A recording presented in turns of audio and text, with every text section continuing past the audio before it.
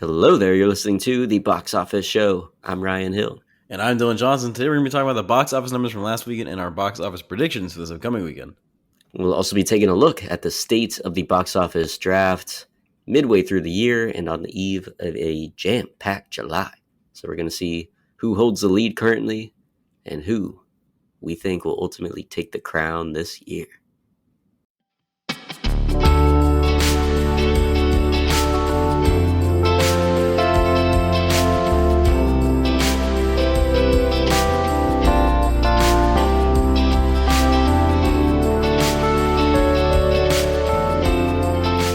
Start off with some news. Dylan, Spaceballs 2. Woo! On the horizon. It is coming. Mel Brooks is 98 years old. Can you believe that shit? He's set to return as his Yoda pastiche character, parody character. Yentl? No, Yentl is Barbara Streisand. What is his character called? I forget. I forget. Do not recall. I also forget. But the Schwartz. You have to use the Schwartz. Yeah, this will be fun to revisit. You've never seen Spaceballs, have you? I have seen Spaceballs. A lot of spoof movies are coming back. We got Naked Gun coming out just later this year. They're making a new scary movie. They have Spaceballs 2. Parodies back in. Apparently. Yeah, and what's his name? Rick Moranis. Rick Moranis, who played Lord Helmet in the first movie, in the original Spaceballs. He is coming back to do Honey, I Shrunk the Kids sequel. This is his return to acting after like 30 years of being in retirement, 20 or 30 years of being in retirement. So he's coming back to do a Honey, I Shrunk the Kids sequel, and hopefully they can get him for Spaceballs too, because you gotta have Lord Helmet. They're getting him back. They said they're getting the whole gang. Yeah, Mel Brooks, Rick Moranis, they're all coming. So, dude, that's so awesome. Because he played, he reprised Lord Helmet on a Goldbergs episode. Because the Goldbergs made a reference to Spaceballs, and he wasn't. I don't think he was in the suit, but he did the voice for Lord Helmet. Wow, which is kind of funny. So yeah, they'll bring him back. We'll see him. Crazy. It's just interesting that Hollywood's taking that turn. It's about time. Welcome back the parody after it's just completely been gone. But you would think now that YouTube and TikTok and everything, like those sketch type comedy things are just so short form now that they wouldn't go back to doing features with it. But I think it's a fair point to make. But I think we've gone like so long without a decent chunk of comedies being in the theaters. And Barbie, which was just a straight up comedy, made $1.5 billion. So I think it's proof that comedies can be successful again. And so I'm hoping this is a turn for the better to see some more comedies in theaters. Friendship also, it didn't make a lot of money, but we've got a comedy in theaters, and it was very, very funny. So I'm hoping that we get more comedies out there, because comedy movies are too far and few in between. Yeah, for theaters nowadays, for sure. So something to look forward to. Spaceballs 2 coming at you. We also have a forthcoming adaptation of the most popular book series in the world, Harry Potter, as an HBO prestige television series. And there have been a whole bunch of cast announcements recently. They've cast the main trio, who are a bunch of, they've done some work before, but obviously, that they're trying to get them at such a young age. Yeah, they're fucking 11 years old. These kids are. So they will definitely have their lives changed by this. And then other big character castings have already happened, with John Lithgow as Dumbledore, Nick Frost as Hagrid, Papa Isidore is Severus Snape. So we've got, I think, pretty much, all the main players, at least for that first book. The Malfoys and everything have all been cast. I guess the big one left is just Voldemort. So we'll see that in a couple years' time, I guess, unless they want to sneak him in early. But they have to get a head in there in the first one, right? At least, like a voice. Yeah. They can just do like a snake voice. Because they did the same thing in the first Harry Potter movie. They just cast a voice and then recast them later. So it doesn't fucking matter that much, but we'll see. So what are your thoughts on HBO Harry Potter? Once again, just too soon. They should have given it like another 20 years.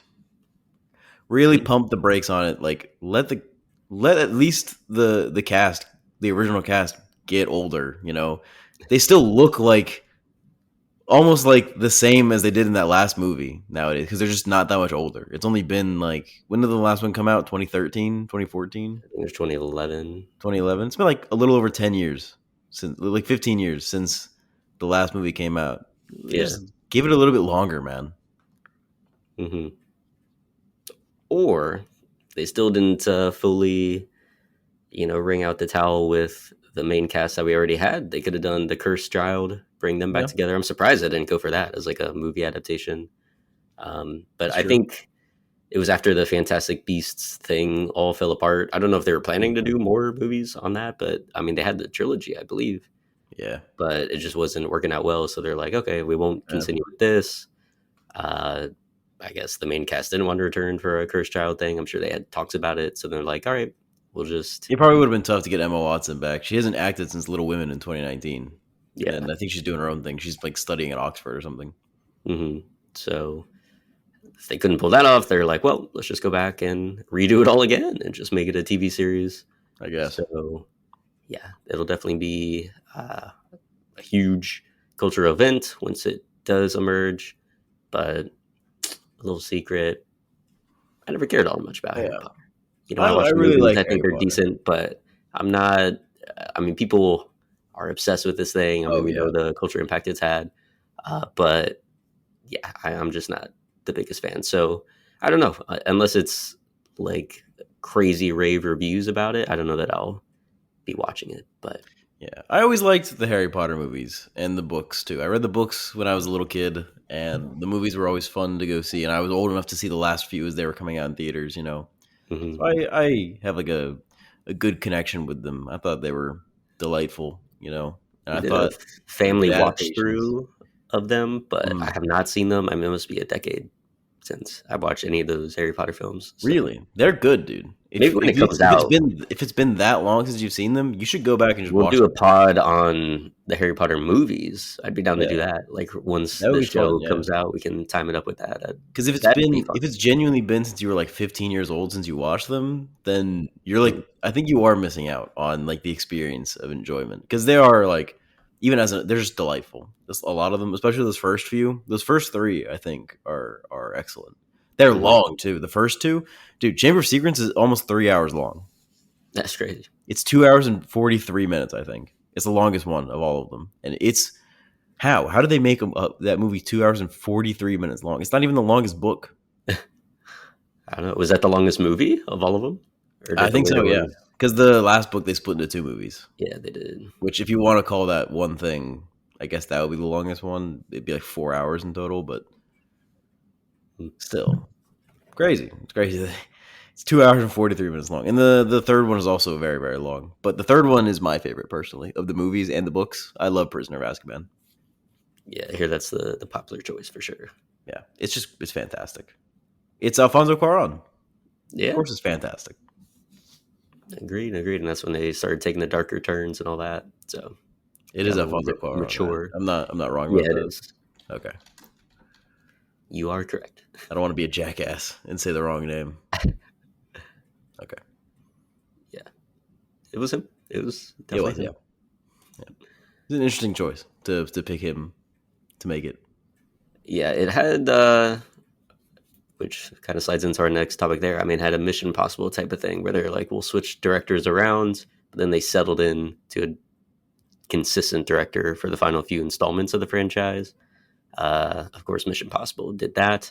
Brad Bird was one of the directors that came in for Ghost Protocol, and we've been wondering what he's going to be doing with the Incredibles franchise, since he directed Incredibles and Incredibles 2 and wrote both those movies. He will be writing Incredibles 3. Oh, he yeah. will not be returning to direct. It'll be. I'm looking forward to seeing where it goes. I do like Peter Sohn. Yeah, Elemental, Good Dinosaur.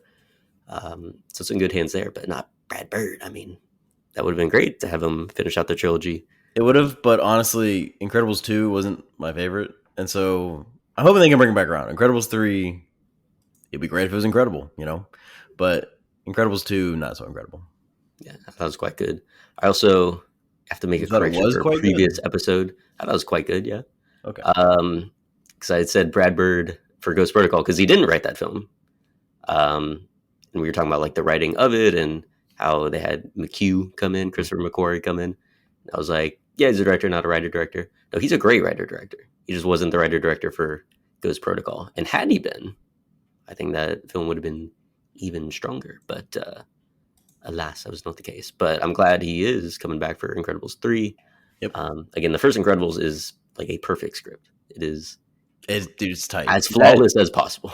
That script and the script he wrote for Iron Giant, fantastic. Yeah. Iron Giant is also fantastic. Absolutely. Just truly astounding stuff. So, yeah, and great movies as well. Yep. Pretty pitch perfect. So, I would have loved to see him return, finish out the trilogy in the director's chair. But either way, I'm excited because that's like the most obvious one. If you did the Incredibles 2, you have to go to Incredibles 3. You might as well. Yeah. Let's finish out. You can't end on just Incredibles 2. Yeah, let's make the real. Go for it. If you're gonna go one way, go all the way. But age them up. Like, let's do a time skip. Come on now. That'd be kind of cool. Yeah. Let's move on before because I mean they've already done a thing. The original cast is all like growing out their roles for the kids at least. Yeah, so they lead from one and straight into the other. You know. Yeah. So I think it'd be good to have a little time skip in there, shake things up.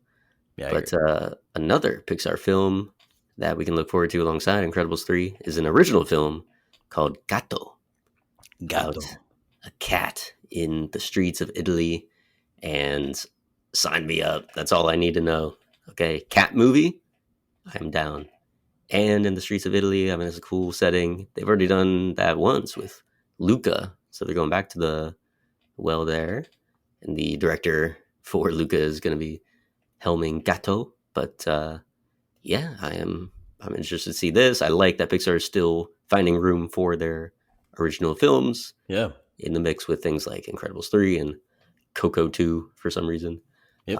So at least we're still getting some originals. Very nice. And it's supposedly going to be in a new kind of hand-painted animation style that we have not seen from Pixar, as opposed to their typical 3D style of animation. So I mean, yeah, they were the whole interesting, initiators of that like mainstream 3D animation style. The first Toy Story, and then I mean they perfected it. Go to Toy Story 4, and it's insane what they've been able to accomplish. Yeah, oh my god, Toy Story 4 looks incredible. So it's interesting that now they're gonna try something new, do a little departure. So yeah, I'm excited for that. Did you see that they also announced the villain for Toy Story 5? No, they announced the villain. Yeah, like it is the cast member or the no, just the character. I don't know who plays it. It is like one of those like children's lily pad things, like the tech thing that they play with. You know what I mean? Mm-hmm. Like a Cocomelon type thing. Yeah. I think that's pretty funny. No, that's good. Toys versus technology is the plot of the movie. It's kind of cool. It's relevant. It is. It absolutely They always find a way to stay relevant. I still think Toy Story 5 is going to be good. We said Toy Story 4 wasn't going to be good. We were proven wrong. We thought that Toy Story 3 was going to be the end. Toy Story 4 was the end. And it was also good. I'm calling it about Toy Story 5. People don't think it's going to be good. I think they're still going to stick the landing. I think it'll still be good.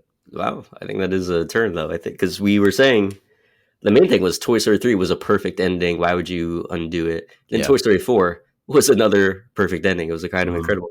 And then with Toy Story 5, I'm like, when they're going back, you're going to upend it. We're going to have to see these characters go through more stuff. They do it every time. So if they can do it, I mean, again, Toy Story is 4 for 4. It's probably... I mean, with that record, it probably has the best track record of any film franchise. Yeah. So if they're able to keep up the 100% success rate, that would be phenomenal. So I'm rooting for them to do it. I mean, if they're going to go ahead and go for it anyway, I want it to be good. I want it to be a great successor to the other ones. So we will see. It's going to be awesome. And also, last bit of news, Robert Eggers has soft launched his next movie idea, A Christmas Carol, with Willem Dafoe as Ebenezer Scrooge. Ryan, you were willing to see Nosferatu, even though you don't like horror movies that much. Mm-hmm. You've seen The Northman. You've seen The Lighthouse. That is not true. You haven't seen The Lighthouse? I have not seen The Lighthouse. Oh. Yeah, still a blind spot there. I'll have to go and see it. But I did see Northman in theaters. I did see Nosferatu in theaters.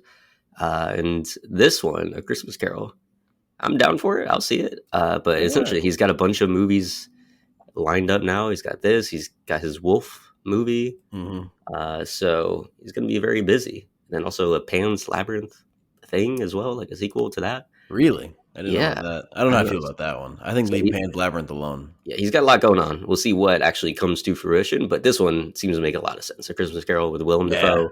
I mean, that's just like too perfect to People will be begging for that one. ignore. So yeah, Very, very topical with definitely. But it's Christmas. compelling that he's because him and Ari Aster sort of came up around the same time, and so everyone's been like Mhm. comparing their trajectories. And Eggers is with Nosferatu, and then now with like A Christmas Carol or the Wolf movie. I mean, he's seeming to go into like the prestige IP route of like these aren't original works, but he's going through and like remaking them in his own particular style.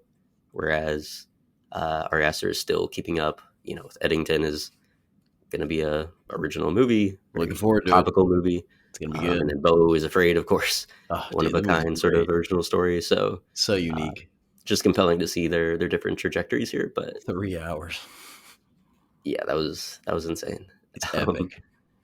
but I'll definitely be there for Christmas Carol. It'll be very disturbing.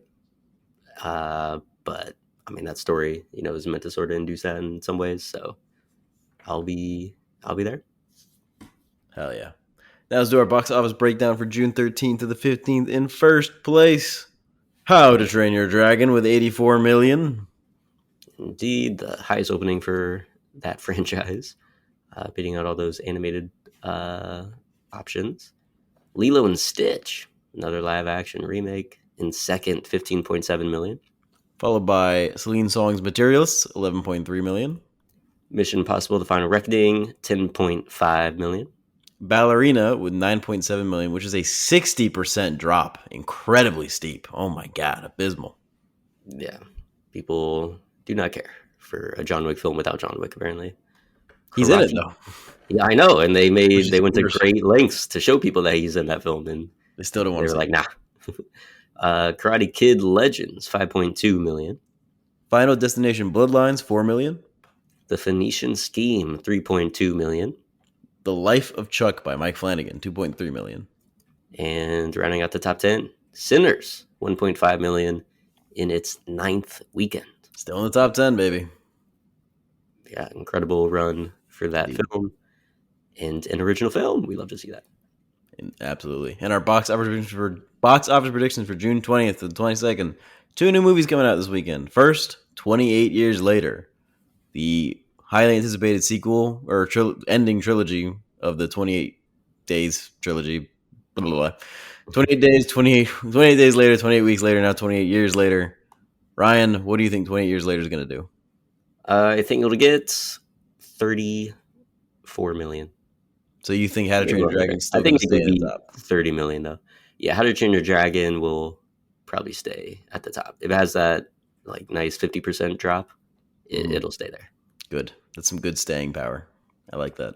And also coming out this weekend is Elio, an original Pixar movie, which I am certain is going to bomb because they love to let their originals bomb to prove that only that their sequels make money so that they can just keep making sequels to franchises as opposed to making anything original.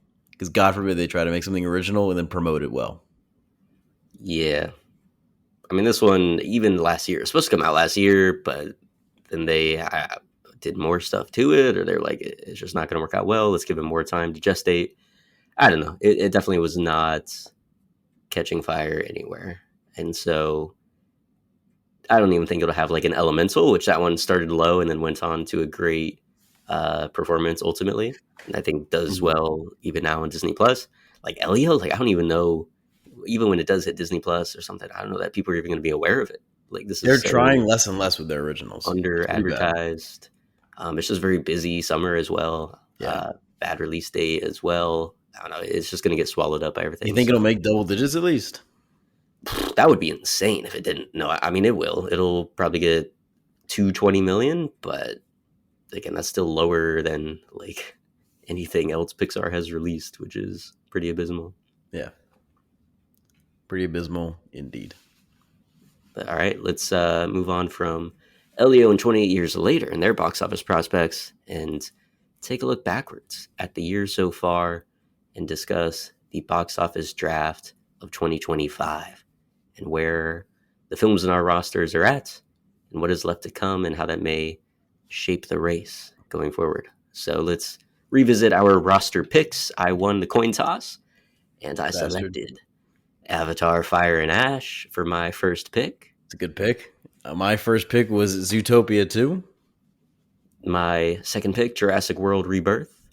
My second pick, the Michael Jackson biopic, which I dropped a few weeks ago because it seems very evident that it's going to get pushed back to next year and then also split into 2 movies and has a bunch of production concerns and is not looking very good whatsoever at all. And I replaced it with Fantastic Four, hoping that Marvel will do me a solid here, even though it hasn't recently in the last few years, and give me a dub here. Yeah, we will see how that goes. But do you remember in the box office draft episode where I talked about that with Michael? Where I was like, there's rumblings out there that it's a troubled production, that they had to reshoot some things because somehow, somewhere along the way, they botched the fact that they can't include details from a court case, like one of those court cases that Michael Jackson was dealing with, you know, touching kids and everything. So they apparently were going to include that in the movie, one of those cases. And then as part of that lawsuit or however it ended up, whatever the deal was for that, they were like, never depict this in a movie. And they were like, oops, when they found that out. So they had to start doing a bunch of reshoots. And yeah, recently we've learned they're going to try and split into 2 movies. Either way, definitely something has gone wrong with that production. So yeah, I don't know that part 1 or part 2 will come out in this year. So we'll have to look, I guess, next year whether that'll be a contender for the box office draft. But yeah, it's looking rough. Seems like a big fumble on their part for the biopic. Fumble on my part for picking it, man. Shit. Well, that's true. Yeah, that was part of why I didn't want to pick it, because I knew that stuff, and I was like, I'm not going to get burned. I'm not going to get screwed over again with a movie getting delayed. So yeah, I was like, let me stay away from that. But again, it would have been a good pick. You could imagine. I don't know that a 2-parter will do well anymore, but one single big film of the biggest musician we've ever had, I mean, that would definitely. It was a risk. It was a very intentional risk. Yeah. But that was smart at the time. Again, you went for it in your second spot, so you're really going for the big ones there. My third selection was Wicked for Good. My third selection was a Minecraft movie. My fourth pick, Lilo and Stitch. My fourth pick, How to Train Your Dragon. And rounding out my roster was Superman. And my last pick was Mission Impossible 8. Right. So, of the movies that have come out so far, the first one was Minecraft, the movie. Dylan, how much did this one do? $953 million. It did fantastic. It didn't quite hit $1 billion. I was really hoping it would, but it was definitely a risky pick for me for pick number 3, because this could have fucking bombed flat. I had the range in like 300 million to 1 billion, which is a very, very vast difference. And it did do me a solid here. This is a very good number 3 pick for me. 100%. I mean, this is... I was very satisfied. A knockout choice.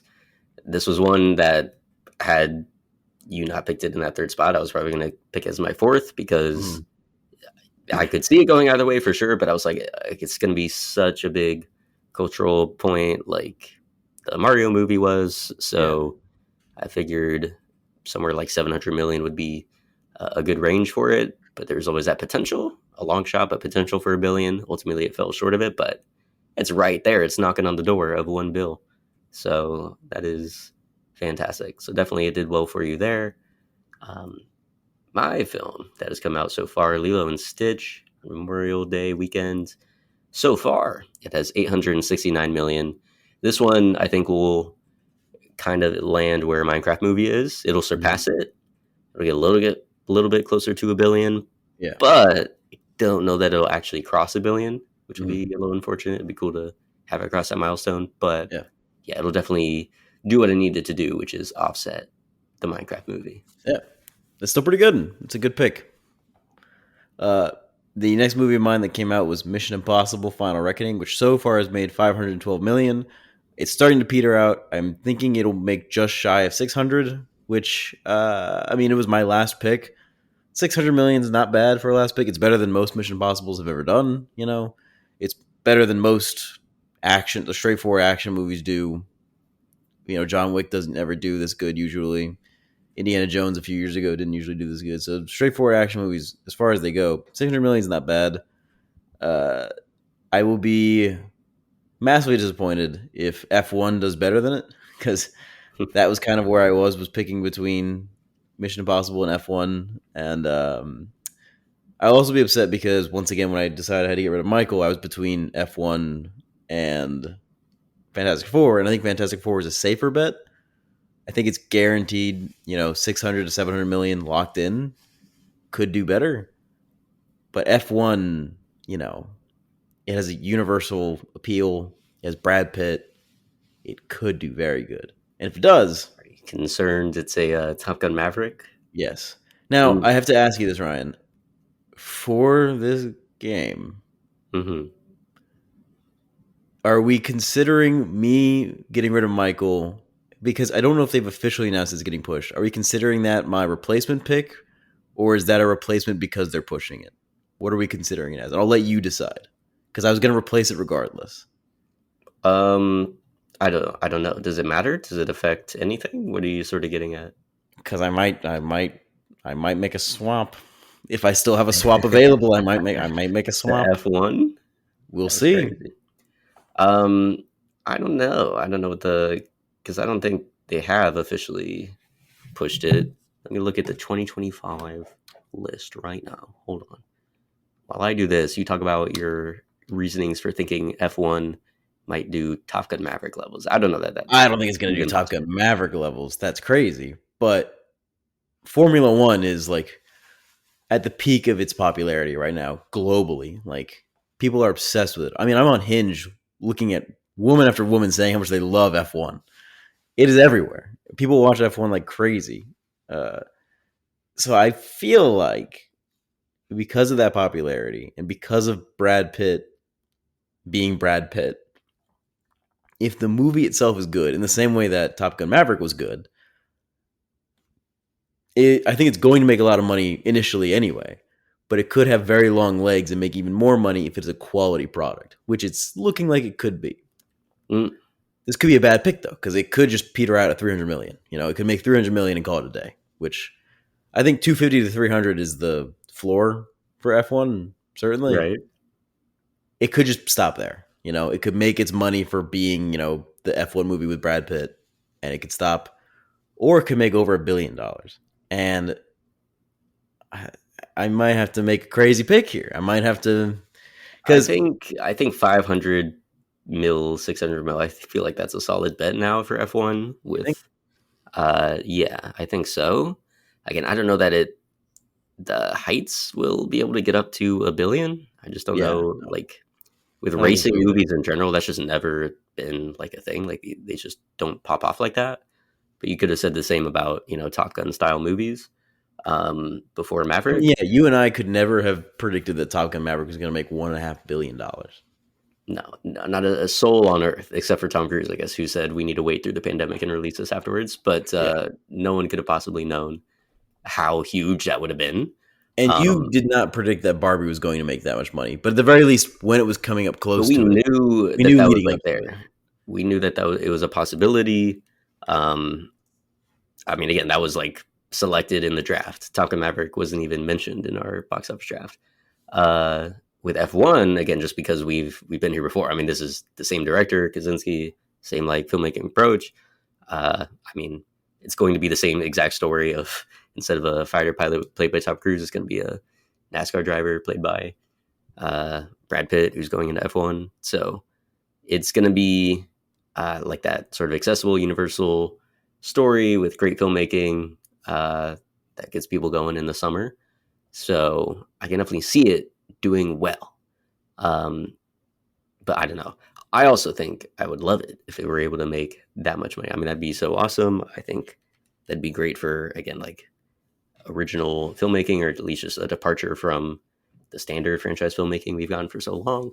So I think it'd be great. I'm rooting for that movie. It's one of my most anticipated. I will be there opening weekend in IMAX supporting that film without a doubt. I was just watching the trailer for that in the movie the other day, and I'm like, I'm so pumped. I'm so ready. So yeah, I'm hoping that that'll be a widespread feeling and that it'll do very well. But here's my offer to you, because honestly, this is a game changer, but I don't think it'll actually affect the outcome. Like at the end of the year, we'll talk about it as we get it going. But you have a huge behemoth to overcome in Avatar. I don't know that this will move the needle. However, Top Gun Maverick would have moved the needle in 2022. Like, Yes, it had you would have. picked that, you would have won that year, which would have been the craziest thing in the world. So if F1 happens to make 1.5 billion and That would move the needle. other things happen, I mean, yeah, like that puts you in within range to actually make something happen here. So Yeah.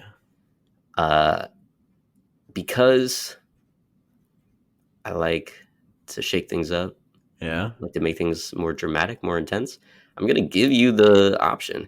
2026 is, in fact, on Wikipedia and everywhere else, is the date Michael is now slated for. So it has been Officially pushed. but I say we can leave it up to you if you want to, because you can't have Michael on your roster. Yeah. So right now, It needed to be replaced you anyway. need to select what you want on your roster. So it can be Fantastic Four, or if you want to change that for another film, I'm giving that choice right now. Well, wait, hang on. I thought it was we get one swap, don't we? Yeah. What do you mean? My question initially was, does me dropping Michael for F4 count as that swap, or is that me replacing Michael because it's been pushed? Oh, because you're trying to see. I'm trying to get an additional swap. I'm keeping F4. You're trying to. Wait, how do you mean? How are you keeping F? Oh, because you're going to try and switch something else. Wait, what? What else are you going to try and switch? Mission Possible? So answer my question first, and then let me think about it. Do I get an additional swap, or am I? Because if I was going to pick F1, I would have picked it already instead of Fantastic Four. I don't want to swap it now. Because I think Fantastic Four is going to make more money than F1. I'm fairly confident. But I could be wrong. Huh. My question is, do I get that swap, or did I already use it for Fantastic Four? No, because Michael's been pushed. Michael's been pushed. So do you have an additional swap? So you have to fill Michael, and you chose F4 to fill Michael. So currently, your what do we call it? Your wild card pick. Yes, wild card pick. Okay, I'm gonna think about it. I got 2 days to think about it, really, until I think I need to lock it in by Wednesday because F1 comes out this weekend. But I'll think about it. Wow. Okay, but you're not going to do it in this episode. In the box office draft update, I need to put a lot of thought into it. This is a very hefty decision because I have to weigh the risks versus the rewards here in terms of dropping Mission Impossible in favor of F1. Wow, interesting. Because Mission Impossible is going to hit 600 million for sure. Yes. We'll see where it ends in that range. It probably won't go beyond 650, but it'll hit 600 million, which, by the way, puts it at better than what Dead Reckoning did when it was on my roster a couple years ago. Dang it, because it got swallowed up by Barbenheimer. My risk here is like, it's not that big of a risk or reward. It's like, do I want to risk making more than 600 million possibly, or making a little bit less and just doing worse than I already was, Right. I'm not sure. I just want to think about it a bit more. I got to weigh options here. But anyway, other than Mission Impossible, let's weigh them out right now. You don't got to sleep on it. You can just figure it out right now. So let's talk through it. Again, F1. I'm looking at predictions for F1 right now, and they're saying conservatively 47 million to 60 million domestic opening. Right. Possibly hitting closer to 75 million if it does better, which is a pretty decent domestic opening. My question is... That's a fantastic opening. Yeah, my question is, F1. Internationally, how well will this do? Because Mission Impossible did decently overseas as well as here. It made close to 50-50. Yes. I think F1 will do better internationally than in the US. I think it will be more 60-40. If that's the case, if it makes 70 million domestically, which would be the best outcome, it's looking to make like a little over 70 internationally. It's 140 million worldwide opening. That's pretty good. It's about on track with what Mission Impossible did. So is there even a point in risking it? Is what I'm thinking here. Should I just play it safe and just keep Mission Impossible and hope for the best, or do I risk it with something that, in its best case scenario, might just do the exact same numbers? And if that's the case, like, why even bother? I can't imagine it doing much better looking at these forecasts here.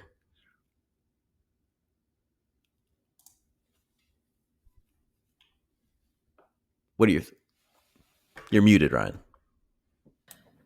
But your best case scenario would be that it gets to $1 billion or something like that. But do you think it even could? Do you think it's even possible? I doubt it. I do heavily doubt it. Domestic opening range is max like 60 million for Box Office Pro, is what they're saying. And this was 2 days ago, you know? Mm-hmm.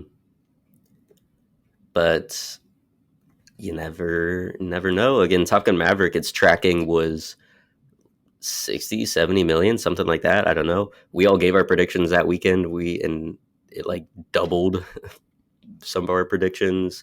Like, it was huge that opening weekend, and then just was a monster for the rest of it. Like, it could be that same case with F1, where it just overperforms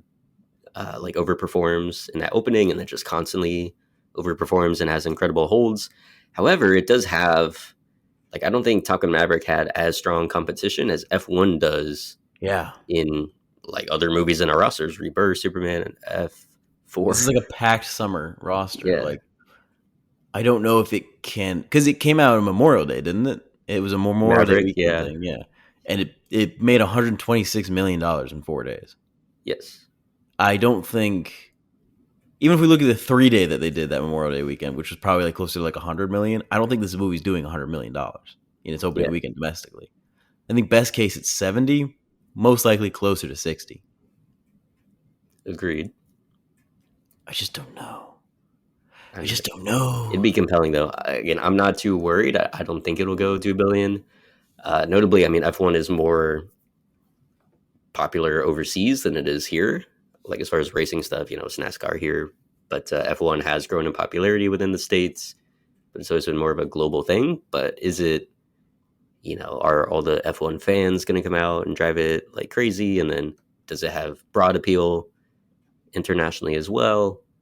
Again, I think with Kosinski and his type of filmmaking and the type of story they're trying to tell, I think it will have the potential, but I don't know. We'll just have to see if it'll be able to overcome the factors of other major summer blockbusters.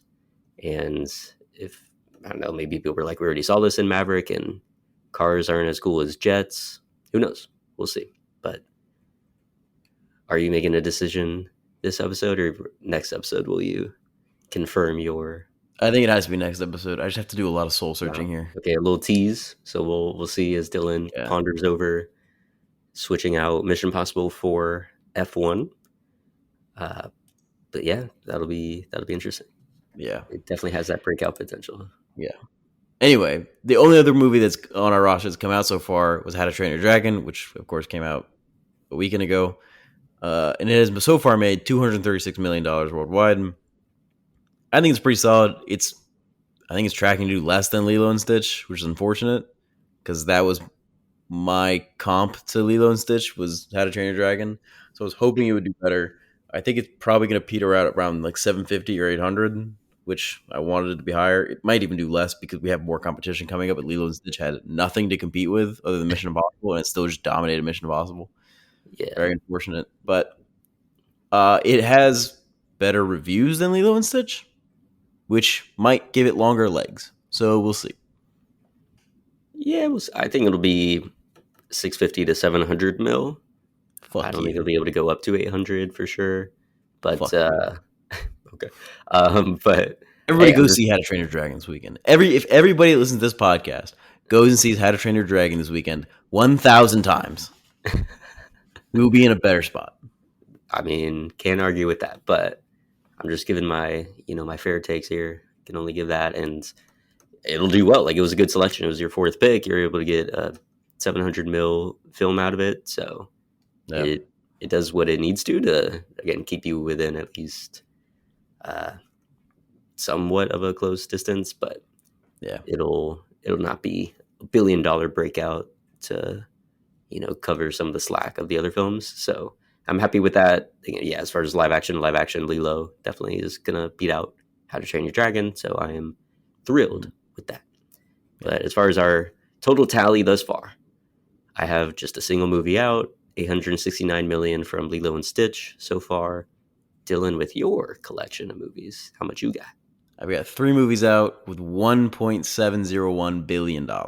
So I have almost $1 billion lead on you right now, which is okay. Mm, And How to Train Your Dragon has only just come out. So I think if we were to look at the final totals of these 3 movies versus the final total of Lilo and Stitch, it's looking like I have just a little over, like maybe like 1.2, 1.3 billion ahead of you, which is a solid lead for the movies once all 4 of these films are at their finished run.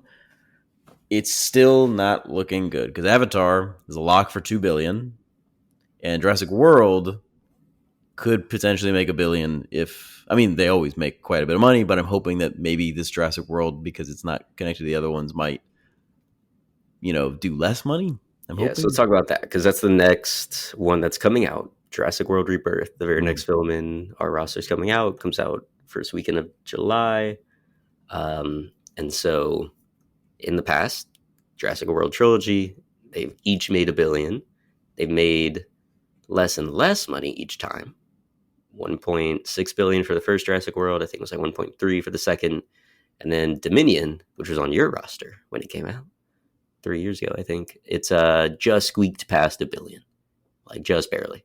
So with Rebirth, is this going to continue that trend of diminishing returns and therefore fall underneath $1 billion? God, I hope so. Or is a new cast, a new filmmaker in Gareth Edwards, who is great with this type of stuff, and again, creator, like, looked incredible, even if it wasn't a great film. Godzilla, I thought, was incredible as far as, again, like, scale and having big monsters on screen. Like, he did so good with that. So if he carries over that into Rebirth, maybe we'll see a growth in the critical reception of the Jurassic franchise, because the past 2 movies were very poorly received. Even the first Jurassic World, although you and I both like it quite a bit, is not the most beloved by critics, but it's kind of critic proof. People love their dinosaurs. People do love dinosaurs. It'll be a monster hit, like 800 million floor, but does it get to $1 billion? I'm hoping so. Not. You're hoping not. We'll see what it ends up being, if people have the tolerance for dinos still. But yeah, it still will be like massive. 800 million is still going to be a huge blockbuster. Puts it in the top 10. It'll be massive. But yeah, I'm hoping we have a nice little resurgence, a renaissance, to borrow from the French title of this movie, and we will see it maintain that $1 billion streak. So that'll do extremely well, and it will help match our tallies. And then the next film that comes out in July is Superman, which was the 5th pick in my roster, just because the DCEU is so poisoned. It doesn't even exist anymore. It literally died because it was that bad. I think all of the last like 4 or 5 films in that franchise flopped. Yeah. Only the Batman, which was not a part of it, has done well for DC in the past like 6 years. So Superman has a whole lot riding on its shoulders. Yeah, it does. And we have been seeing snippets, trailers for some time now. I will say, again, I'm a big Superman fan. I am hopeful, but I don't know that it looks like a masterpiece. So I'm still hoping, James Gunn, he's had decent to great superhero films on every attempt he's had. So I expect at minimum we'll still get a decent film. Hopefully it'll be more on the great side, and that'll convince people to come out and watch it. But even if it is great, there's the concern that people will still not go and see it because they're like, oh, it's a DC film. It's going to be bad. Like, I don't trust that brand to deliver good movies. So even if I hear it's good, I'll just wait until maybe they pump out 2 more good films and then I'll start going to the theater. I'm hoping that the people that didn't like the original DCEU won't see it because they're already turned off to DC movies, and the people that did like the DCEU won't see it because they're mad that it got rebooted. Dude, I'm hoping Snyder fanboys. I'm hoping that those 2 like circles of non crossover will unite in decision to not see this movie, and that it will not do very good. I still think it has like $400 million floor, obviously. Yeah, for But sure. I'm hoping it does less. I'm hoping it bombs for you, because if it bombs for Is you, this is my only saving grace. Is if Superman bombs and Jurassic World underperforms, because Avatar is obviously going to make $2 billion fucking dollars. Yeah, we'll So get to that. We'll get to that. But Superman, honestly, is a cherry on top. It's not. I don't even need it. It's not even essential. I just you had could that on probably my cut roster out Superman. because I want to You support still it. have a good chance of beating me. Exactly. But I think, and again, this is me just hoping like crazy. I hope that it'll break out. That there will be a lot of hype. Like, I think people understand well enough that this is a new DC that's coming about, and with Marvel floundering as they have lately, hopefully that'll give people a chance to be like, oh, Superman. Again, everyone knows Superman. So in a world of Thunderbolts and other forgettable Marvel heroes that they've been bringing to the screen, they'll be like, oh, Superman. We get to go a nice, classic, hopeful take on Superman in the summer in a time like this. I'm hoping it'll definitely catch on and people will go out and see it. But this is a toss up. I've been looking at the tracking. People have no idea what this is going to make. Like in its opening, it can make 125 million. It can make 140 million.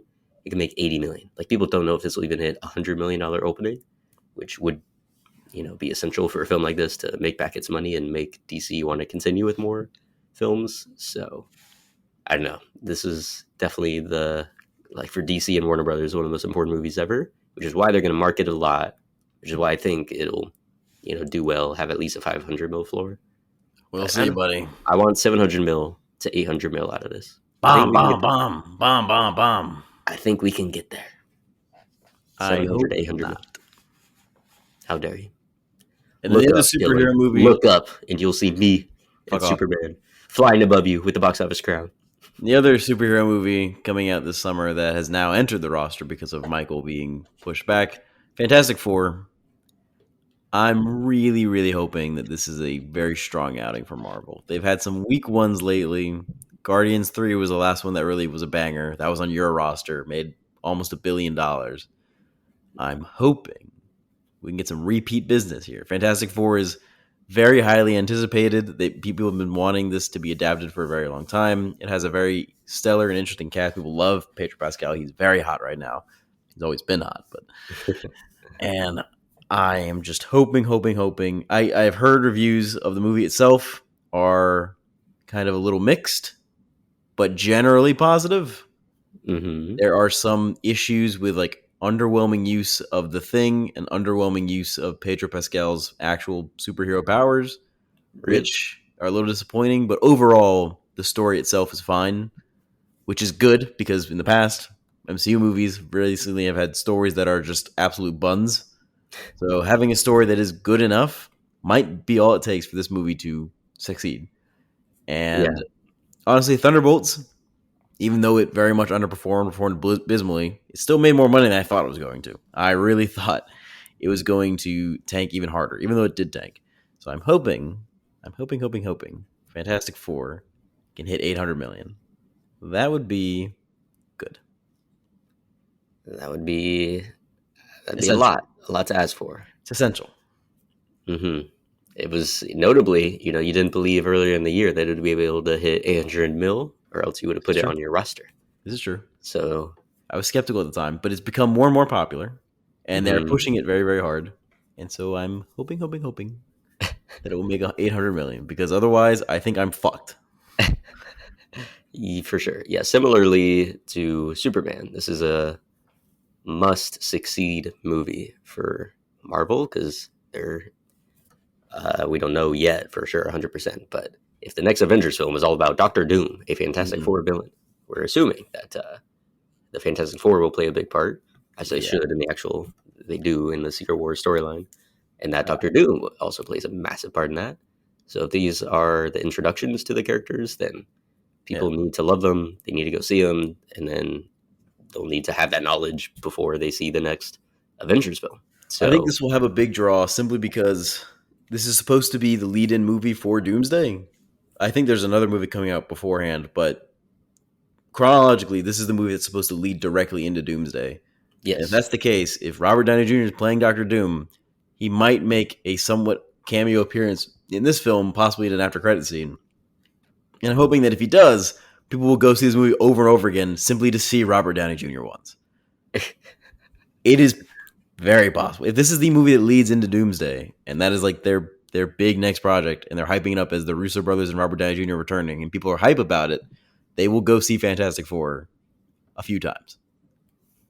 Maybe we will see. But Quantumania, Ant-Man Quantumania, which was also supposed to be the big lead-in to the Kang Dynasty back when that was the thing. Yeah, flopped hardcore. So we'll see if Fantastic Four is able to be a successful lead-in or not. But no, I definitely think obviously it'll be better than Ant-Man. But can we just talk a bit about the massive fall off of the MCU and superhero films in general? When we started this box office draft, we each had 3 MCU movies in our roster every year. Exactly. We were like, this is going to be... They were a lock for $1 billion. Captain Marvel made $1 billion. It did. I mean, that wasn't in our draft. We weren't doing it then. But still, it was bewildering. Yeah, a great example of, that film, Aquaman, like, it was like, you cannot lose if you have a big superhero film. And then, again, 2021 even, we were like, okay, we had Black Widow, which did huge. No Way Home, obviously, did huge. Shang-Chi you had on yours did huge. I had Venom on mine, did well enough, like 500 mil. Like, it was like obvious that we were going to have 2 to 3 picks on each of our rosters that were superhero films. Mm-hmm. Take a look at our roster here. Superman, and then your F4 that you have, Fantastic Four, which you didn't even initially pick. You didn't even initially do it. But these are like last picks, basically. Yeah. Our final picks are superhero films. So the era of superhero movies is definitely starting to leave, and it's very clear that the era of Pixar sequels and video game movies, massive IP adaptations, are very much alive and well, and live action adaptations are still going strong, even though I thought they had petered out. I thought we were good. They got it out of their system with Lion King and a couple others immediately after. I thought they had started to peter out, but with Lilo and Stitch making as much money as it has, and How to Train Your Dragon following in close behind, I think we're just going to get a lot more. So they're still making money on them. We're going to get a live action Toy Story soon. Oh, goodness. No, that'd be stupid. We'll see. So far, Pixar obviously has not broken that integrity. DreamWorks now is getting into that game. And then, I don't know, Illumination with live action Despicable Me, live action Minions. I'm sure they'll get there at some point. It's awful. Atrocious. Yeah. So there's definitely more varied, blockbusters than we initially were imagining. Because that first year, it was superhero films, Bonds, Fast and Furious. It was like that type of stuff. And now we have the live action adaptations, the video game adaptations, all those are sort of taking precedence. It's interesting to see the trend. Absolutely. It's okay. Next year with Avengers, it'll be back on top. The superhero film will be the must have, and the Spider-Man film allegedly. So it'll be back. Fight again. It'll be back in the top 1 and 2 spots, but we will see. Until then, other types of films such as Wicked for Good, a Broadway musical adaptation, being a monster hit last year, made 750 mil. I'm expecting no different this time. 700, 850 mil range. That's all I need. I'll be very happy. It'll, I'm sure, deliver on that. People know what they're getting. They want to see the end of this story. So that'll be a nice, safe, but huge pick in my roster. I will say, all the best songs are kind of in the first half of the musical. There's only 1 or 2 hit bangers in that second half of the musical. So we'll see. That first half you have, So what you're telling me, Gravity, a popular opportunity for them to create some new original songs made by Ariana Grande and Cynthia Erivo. There definitely is. They could go for it. They're definitely going to be a contender for Oscar draft, big time. Oh yeah. Do you think they're going to get nominated again for acting? I don't know. I mean, it was a tough sell the first time. That's what I'm saying. So they both got nominated. Can you believe that shit? That is impressive. I mean, good for them. But it was a limited pick last year, though. If the competition's a little more tough, a little more fierce this year, it'll be harder. Yeah. So we'll see. We'll see. But certainly in like the song category, I'm sure all the production design stuff, those technicals, they'll get a lot. Dude, how come this is the same thing that's happening this year that happens every year? All of my movies come out first, and your movies come out later in the year. So I look like I'm doing good. And then you Then come you and fall butt fuck me apart. out of nowhere in December. Well, this is what always happens. It's one or the other person has like more stuff in the summer. I think last year, the other year, whatever year I had Mario, I was like, I'm good, I'm chilling, this will be great. And then things turned around. Um, so we'll see. This year we'll definitely, I mean, we'll be It's been waiting a for while since you've Avatar played and one of these. how huge it'll be. All right. Again, there were some shenanigans like Dune getting moved that totally cost me and was stupid and hideous and Sure. I absurd. mean, And Michael got moved for me. You don't see me blaming it. yeah, but you would not have won with Michael regardless. I would have won if Dune was on my roster that year and made the amount of It's money it did. cheating to have Avatar on your list. It's cheating. No, it's not. It's the closest thing to cheating in this game is to have an overpowered. It's cheating. It's ridiculous. No, I mean, well, now it's a given. But again, there were doubters left and right. And the first time we had the chance to draft Avatar 2, I was saying 1.5 billion floor. I was like, people are insane. I was saying It will 1.5 make, billion ceiling. I was a doubter. I was like 1.5 bill floor. It's going to I make just 2 don't billion. understand why it makes 2 billion. Why the first one almost made 3 billion. I don't understand why this movie about blue people that isn't like even written that well. It's a big escape and it's very accessible. That's what I'm saying. It's classical like storytelling that everyone can recognize and is familiar with groundbreaking spectacle filmmaking. It is. So it's like that's why. Dude, we haven't even gotten a trailer for Fire and Ash yet. That's the one concern. I was going to bring that up here of like, so dude, if Avatar gets comes pushed out this year, I win. But if it gets pushed, then we have something crazy because dude, I win. Your potential massive breakout is Utopia 2, which will be $1 billion film. But will it be Inside Out 2 levels of like so. over 1.5? Can it get 1.7? If that's the case, I'm real screwed if Avatar doesn't come out. Buddy. What would you replace Avatar with? There's literally nothing. Like, it wouldn't even matter. It wouldn't even matter. You just leave it empty, I guess. Anaconda, like, what would it be? There's nothing. The Naked Gun.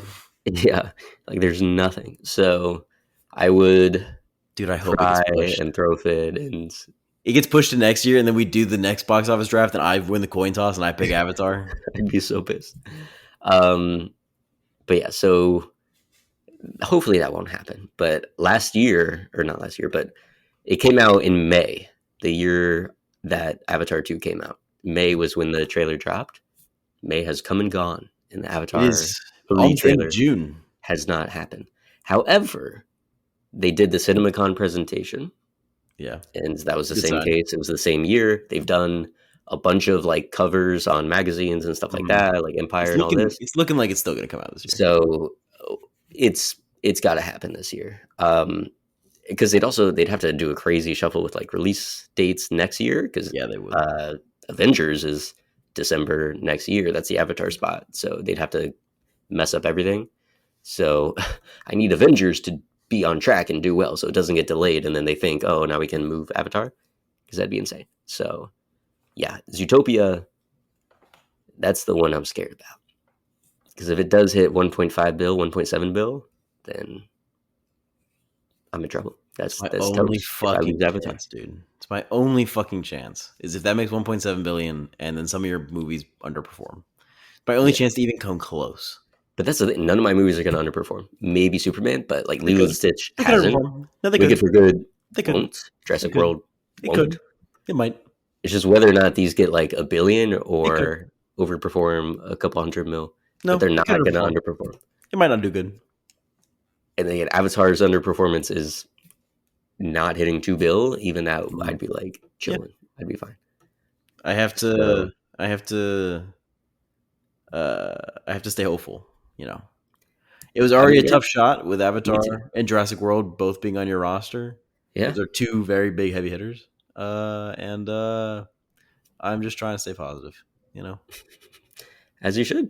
I mean, again, we did a draft. I don't know if it was Barbenheimer year or the other year, but it was like very clearly I had the upper hand, and then things fell apart. So right now, obviously, I have the upper hand, as we knew I would from the draft. But things could fall apart if Avatar moves. Oh, I fall apart. And we're done. Don't you I don't know. Is there anything else you want to say about the box office? Anything about the time you were gone? Anything you want to talk about No, the movies you missed? Maybe that you have been meaning to catch up on. nah, Nothing about none that. of that Nothing for you the want to show. say? No. No, you got nothing Nah, else you nah. want to say? We're done. That's it No, the draft is completed. What do you think your final score will be? for the draft. Yeah, this year. Dollar You're at amount. 1.7 bill right now. What do you think you'll get? I'm hoping I cross 4. Yeah, I you think should I'll be able cross to. 4. 4.5 would be solid. If I hit 4.5, I think that means I did my best to try and beat you. You're crossing 5, which is why, if Avatar comes out, you're crossing 5. So it would be cool. We've never gotten to conjoined double digits billions, have we? We've never hit $10 billion collectively, have we? I'm not sure. We haven't done the thing on that yet. So I don't think so, because that at would the mean next box on office, average. That would mean on average 1 billion for each film. So yeah, that's no, a that tough definitely number hasn't to hit. happened then. But this It'd be one cool may if be we our did this. highest. I think this one will be our highest grossing ones each, Yeah. perhaps. Which is cool. I think other than Nija 2, we will have the top grossing movies of the year. I think we'll have all 9 other ones. We do exceedingly well with that anyway. Like Yeah, we've we've always done done better 7 out of 10 or above. Yeah, we're So pretty this good. year we'll probably get 10 out of 10 of like the eligible ones. So yeah, I'm excited for that. Indeed. All right. This is fun. It was fun to catch up. That is all the time we have. If you'd like to give your thoughts on the show, you can email us at theboxofficeshowpod@gmail.com. Our main title theme for the show is Sundown by Joseph McDade. If you like the show, please give us 5 stars on whatever podcast app you're listening to, and be sure to tune in next week. Have a great rest of your day.